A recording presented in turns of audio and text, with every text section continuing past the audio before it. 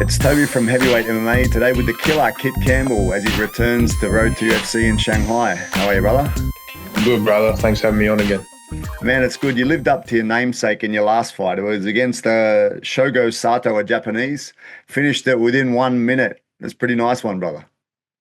Yeah, that was always the plan against Shogo. He's very dangerous and explosive. So I knew that knee would be there up the center, and yeah, we worked on that. So it was good that it all come to fruition. Man, how did it feel to go overseas, do all that travel and all the preparation, everything, and get there and then finish in, I think it was like 56 seconds or something like that.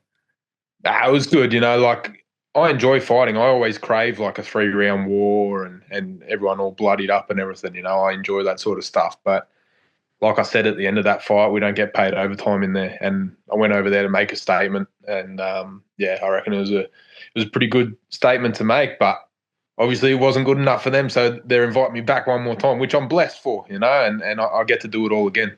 Yeah, in a way, it's kind of like you're following the tournament sort of thing, right? You've had one fight, now you're heading back to Shanghai for the second round. It's kind of Yeah, interesting, right? yeah. It's like not quite the tournament, but it's I don't know. I'm still looking at it as similar to a contender series shot. I've just been invited back a second time. Yeah, to prove your medal, bro. So in Shanghai, you're back. You're fighting against Yoon Sung Jang, a Korean. I believe he's from the Korean Zombie team, bro. What do you think of him as an opponent? Yeah, no, he's a really classy fighter. He's still pretty green, 7-1. Hasn't really been tested throughout his career. So yeah, I'm going to be looking forward to doing that, giving him a stern test. But yeah, he's very very composed, sharp. He's got good striking. He he doesn't shine too well in the grappling area, so I may look to exploit him there. But yeah, you guys will just have to wait and see next Friday. That's it, man. He seems like a pretty like standard, good quality, but kind of standard striker, right? I think that'll be something you can take advantage of, right? A lot of these guys that come in nowadays, there's a carbon copy MMA fighter, right? And you see it a lot, and he seems like that, like just solid in all areas. Doesn't seem exceptional in any from what I was watching. I've only watched him fight a couple fights though. Yeah, that's 100% the perfect way to put it, and that's how we've been describing him. He's very good all round, but doesn't really shine anywhere. Like very, very, very basic style, but it works. You know what I mean? Like he's got a very crisp 1-2, and he sort of spams it. You know what I mean? Like spams the jab, spams the 1-2, which works against guys, but it won't work against me. I'm always following up with something, counter striking and everything. Man, one thing about the Koreans though that you can never discount is they've usually got a fucking amazing chin, and they got like some sort of fighting blood, man. They like to fight and they don't give up. Yeah, 100%. I've been watching South Koreans fight, throughout my whole career. Hex used to invite them down all the time, and every time they were tough as nails. So I'm definitely not looking past this guy, and I know that. If he can survive my onslaught, then it's going to be a cracker fight. Man, it just reminds me of one of the guys I know over here. One of the fellas over here fought Kai Kara France and actually KO'd him in the early days. Good fighter, man. He fought this Korean and he hit him with everything, man. And normal people would fall over, but they didn't. Like he hit him probably maybe 5 or 6 times with KO shots that would normally floor everyone, and it didn't. And the guy just kept going, and he just couldn't cope with that constant pressure and the guy not dropping. So it's something to be aware of, right? That you got to expect them to keep coming. Yeah, 100%, 100%. So yeah, we've prepared for that. Good, brother. What do you feel about the last trip coming over to Shanghai? Any takeaways from it? Any good experiences from the trip? Yeah, I loved Shanghai. You know what I mean? Like we spent a fair bit of time looking around, and it was a very welcoming place, very beautiful place. And at the end of the trip, I remember saying to the team, "Man, I want to go back, whether it's for a holiday or whatever." And then I was like, "Hopefully, we get invited back get on the UFC Shanghai card." And yeah, we're coming back for the road to UFC, which is amazing. So yeah, I can't wait to get back over there and settle in, and yeah, just sort of do the similar thing as last time. Have a look around and just enjoy the week.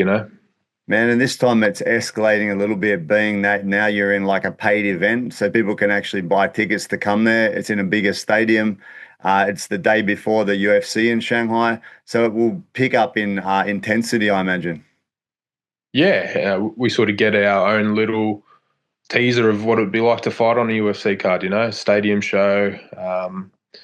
Yeah, so it doesn't matter where it is for me. It can be in the parking lot at the back of, the UFC PI or whatever. It doesn't matter. And how was the treatment, bro? Because you've been in other shows, probably first time working with the UFC directly. How was the treatment of it? And did it give you a taste of what it would be like to be in the big show? Yeah, it was amazing. Because I've done a lot of like UFC trips with Jake Matthews, so I've sort of seen how it's all run, like the athlete check-ins and the fight week and everything. And Yep. to be honest, it was the exact same as what the main card fighters go through. So having that experience going overseas with Jake and then getting to do it myself, like it was, I wasn't like a fish out of water, you know what I mean? So it was all pretty comforting for me. Yeah, like we heard a lot of the guys saying that, the treatment on the road to UFC is better than the Dana White Contender Series. Like we get all our PI meals there and all the extras. So yeah, it was a really, really cool experience. Yeah, nice man. Is Jake Matthews going to be coming over with you this time? And the last time he was there, waiting for you at the weigh-ins and whatnot. Yeah, nah, this time it's his birthday week and he's going away on a holiday for a week or so. So Jake's not coming, but I got big Sammy Greco coming over. Oh, And Sam Greco's coming, bro. I'm gonna catch yeah, up with you guys. I've been a big fan of him since I was fighting, bro. yeah, Awesome, yeah. man. That's awesome. So Greco's coming over, and then my grappling coach Tommy Gunn, and then my manager Elias will be there too. So Oh, sick, bro. I actually did an interview with Sam a long time ago when I first sort of kicked off with the interviews. That's cool, bro. That'd be yeah, excellent. no, we got to catch up anyway, man. I got a Yeah. t-shirt for you. Yeah, for sure. Awesome, bro.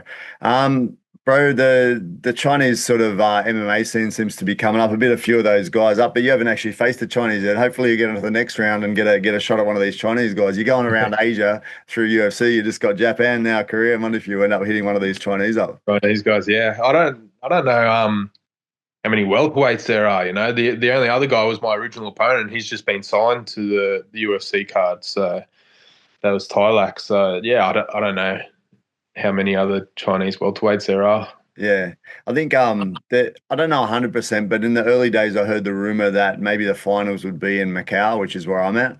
Yeah, In that show, they have a lot of obviously because it's China, they brought a lot of Chinese fighters to fight different people. So you never know if you pump this one out, get a good win, it might be joining the Road to UFC finalists in a nice match over in Macau. That'd be cool.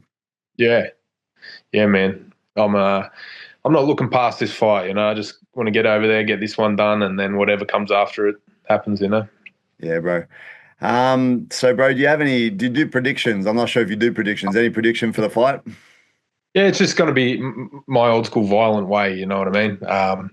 Whether it's first round, second round, third round, whatever happens. I do see myself catching him and putting him out viciously. You know what I mean? So yeah, make another statement, seal the deal. See you later. Awesome, bro. Looking forward to it. I can't wait to watch you and the other lads from Australia and New Zealand be successful.